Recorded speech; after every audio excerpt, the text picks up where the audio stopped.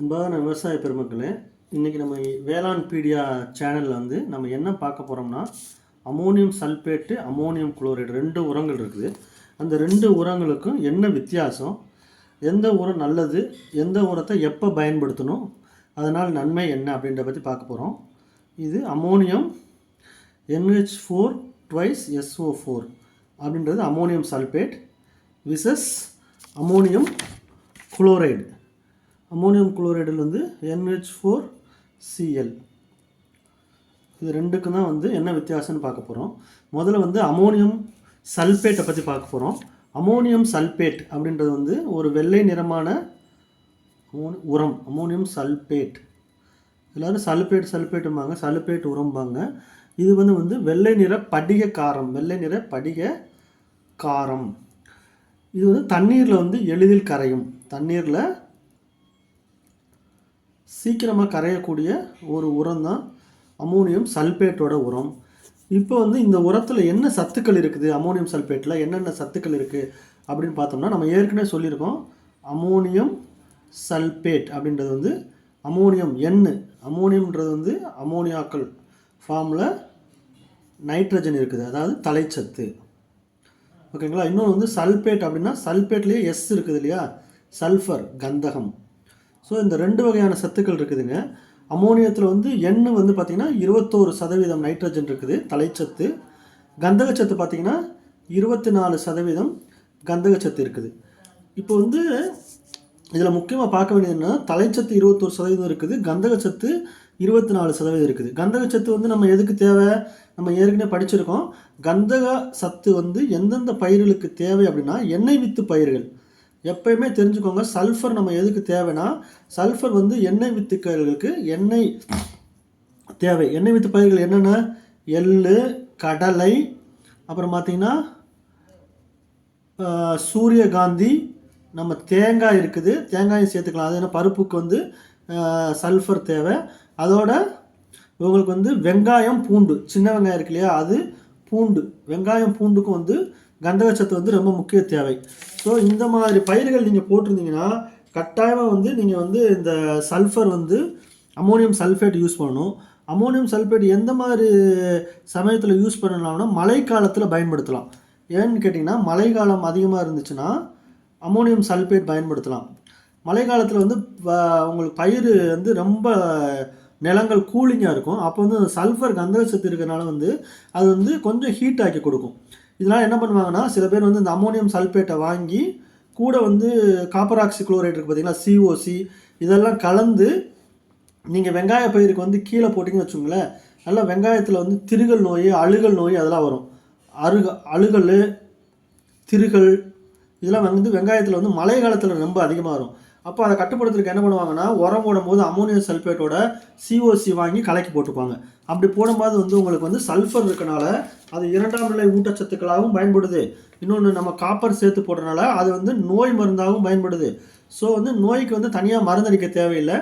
நீங்கள் சல்ஃபேட் போடும்போது COCயை சேர்த்து நீங்கள் போட்டிங்கன்னா வெங்காயத்தில் வந்து அழுகல், கருகல் போன்ற நோய்களை வந்து நம்ம பாதுகாக்கலாம். இன்னொன்று வந்து இது கால்சியம் குறைவான சுண்ணாம்பு மண். இது என்னன்னா வந்து இது ஆசிட் ஃபார்மிங் ஃபெர்டிலைசர் அப்படிம்பாங்க, மண்ணை அமிலமாக்கும் தன்மை. அதாவது ஆசிட் ஃபார்மிங் ஃபெர்டிலைசர் அப்படின்னா வந்து அமிலமாக்கக்கூடிய தன்மையாக இருக்கும். அமிலம் உங்களோட மண் வந்து கார நிலமாக இருந்துச்சுன்னு வச்சுங்களேன், கார நிலம் அப்படின்னா நீங்கள் இந்த மண்ணை போட்டிங்கன்னா உங்களோட pH அளவு குறைக்கும்.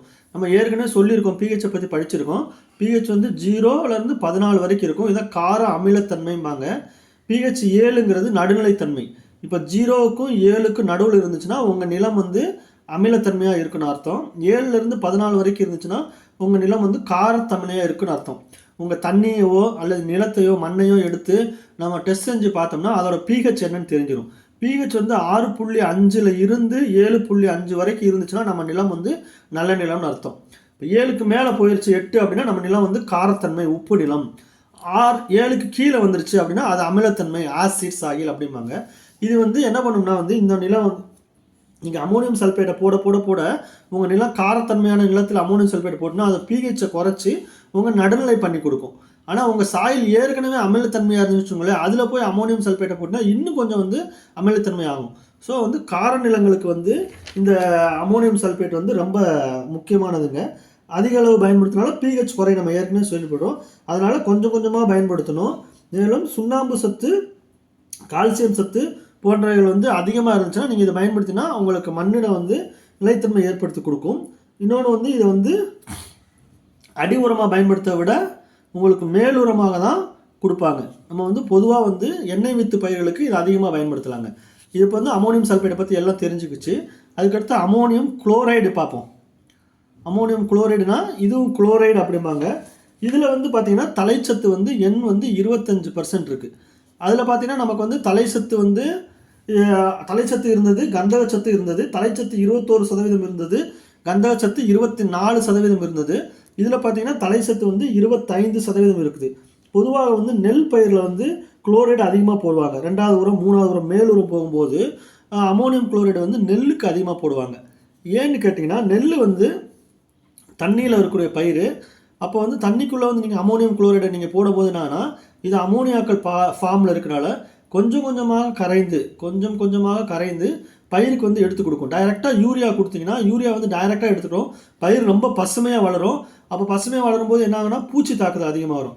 அதனால் வந்து மேக்ஸிமம் வந்து யூரியா வந்து நீங்கள் ஃபஸ்ட்டு உரமாக கொடுத்துட்டு 2வது 3வது கொடுக்கும்போது யூரியாவோட குறைச்சிக்கிட்டு நீங்கள் வந்து அமோனியம் குளோரைடு கொடுங்க. அமோனியம் குளோரைடு கொடுத்தீங்கன்னா பயிர் வந்து கொஞ்சம் கொஞ்சமாக எடுத்து கொடுக்கும்.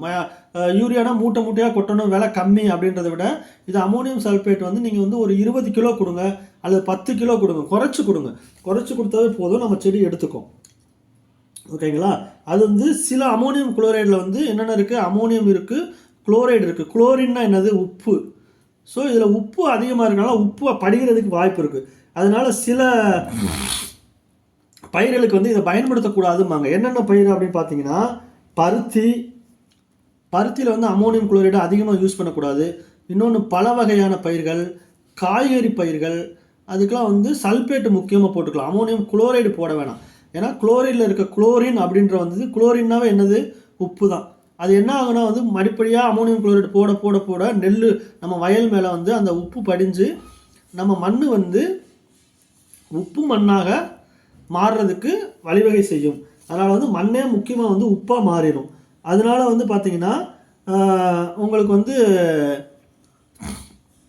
அமோனியம் குளோரைடு வந்து அதிகமாக போடக்கூடாது. ஸோ வந்து இப்போ வந்து நம்ம அமோனியம் குளோரைடு நல்லதா அமோனியம் சல்ஃபேட்டு நல்லதா அப்படின்றது தெரிஞ்சுக்கிட்டோம். சல்ஃபேட்டு போடுறதுனால பொதுவாக சொன்னோம்னா சல்ஃபேட்டில் போடுறதுனால நமக்கு தலைச்சத்து கிடைக்கிது, கந்தகச்சத்து கிடைக்கிது. ஓகேங்களா? அப்போ வந்து நம்ம எண்ணெய் வித்து பயிர்களுக்கு அதை போட்டுக்கலாம் சல்ஃபேட்டை. குளோரைடு எதுக்கு போடுறோம், குளோரைடில் ஒன்லி தலைச்சத்து மட்டும் தான் கிடைக்கிது. இது வந்து நெல் பயிருக்கு ரொம்ப முக்கியமாக போட்டுக்கலாம். மற்றபடி காய்கறி பயிர் இதெல்லாம் போடக்கூடாது. அதனால் அன்பான விவசாய பெருமக்களே, ரேட்டை பொறுத்த வரைக்கும் பார்த்தீங்கன்னா எது ரெண்டு ரேட்டுன்னு பார்த்துட்டு நீங்கள் அதுக்கு தகுந்த மாதிரி போட்டுக்கலாம். யூரியாவை போடுறத விட நம்ம வந்து சல்ஃபேட்டோ குளோரைடோ கொஞ்சமாக போட்டுக்கிட்டிங்கன்னா உங்களுக்கு ரொம்ப நல்லதுங்க. ஸோ அன்பான விவசாய பெருமக்களே, இந்த வழிமுறைகளை கையாண்டு நீங்கள் அதிக மகசூல் பெறுங்க. இதில் உங்களுக்கு வேறு ஏதாவது டவுட் இருந்துச்சுன்னா நீங்கள் கமெண்ட்டில் கேளுங்க. நான் வந்து அதை எது முடியுமோ அதை தயவுசெய்து நான் அதை உங்களுக்கு விளக்கம் அளிக்கிறேன். நன்றி, வணக்கம்.